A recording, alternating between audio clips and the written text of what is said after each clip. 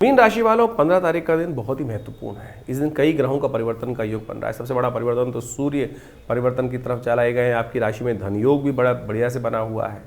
तो ऐसे में इस समय को समझ लें। एकादशी का योग बढ़िया बहुत विशेष है। सोमवार के दिन एकादशी का योग साधारण एकादशी नहीं है, बहुत महत्वपूर्ण एकादशी। सबसे पहले राशिफल को हम समझने का प्रयास करें।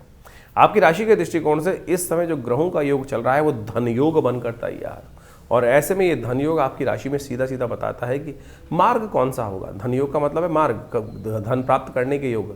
ये धन योग जो है, जितना धन के पीछे भागोगे ना उतना धन आपसे दूर भागेगा, ऐसा योग बनता दिखाई दे रहा है। थोड़ी सी प्रवृत्ति आपको अपनी सॉलिड करनी पड़ेगी, थोड़ी सी प्रवृत्ति सॉलिड करनी पड़ेगी।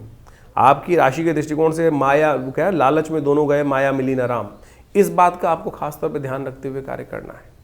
तो यानी थोड़ा सा अपने मनोमस्तिष्क को इस भाव से रखना है कि बहुत ज़्यादा अपने मन की चाहत, जो एंजाइटी होती है ना कि ये चीज़ मेरे को सफलता की प्राप्त हो जाए, उसको कंट्रोल करते हुए कार्य करने का दिन है। ये खास तौर पे समझ लीजिएगा, तो आपके चीज़ों को लाभ की तरफ आपके जाने के योग बन सकते हैं। और जहां आप जिसको पकड़ के ललायित होकर पकड़ने का प्रयास करोगे, वो चीज़ आपसे और ज़्यादा होती है ना, दो चुंबक को जिस प्रकार से या तो खींचती भी और एक तरह से उल्टा कर लोगे तो दूर आगे भागती है। तो ऐसा योग बनता दिखाई दे रहा है इस दिन आपकी राशि के दृष्टिकोण से। तो इसको थोड़ा समझ कर कार्य कर लोगे तो बहुत अच्छा। और ये कृष्णा एकादशी, सफला एकादशी के रूप में जिसका नाम है, ये बहुत महत्वपूर्ण है। और समझें ये बेसिकली क्या है, इस कॉन्सेप्ट क्या, कहानियाँ कहीं ना कहीं मिलती हैं शास्त्र के दृष्टिकोण से। उस कहानी को यदि हम समझें, पद्म पुराण के में एक आख्यान मिलता है।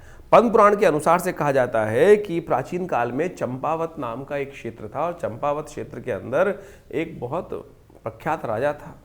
उसकी जो संतान थी वो कुछ गलत मार्ग पे चली गई।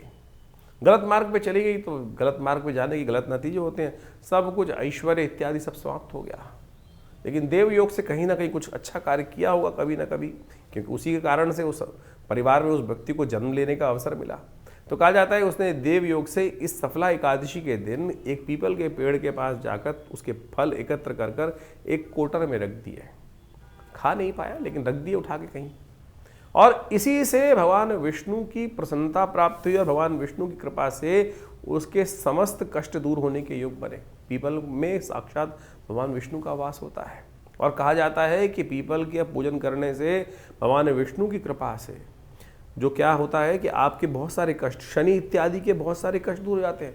जिन लोगों की ढैया चल रही है, शनि का नेगेटिव प्रभाव चल रहा है, इस दिन अवश्य पीपल का पूजन करने का प्रयास करें।